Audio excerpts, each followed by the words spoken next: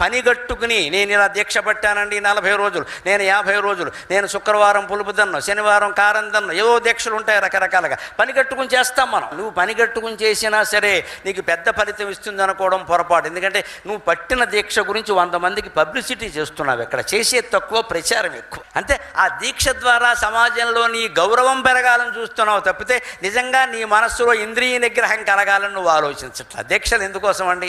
అయ్యప్ప దీక్ష పట్టిన వాళ్ళని గమనించండి, తెల్లరకట్ట 4 గంటల చలిలో స్నానం చేస్తారు. భవానీ దీక్ష పట్టిన వాళ్ళని గమనించండి, 4 గంటల చలిలో స్నానం చేస్తారు. తీర్థాలన్నీ తిరుగుతారు, ఒంటిపూట ఏకభక్తం చేస్తారు, నేల మీద పడుకుంటారు, బ్రహ్మచర్యాన్ని పాటిస్తారు. ఇదంతా ఎందుకు?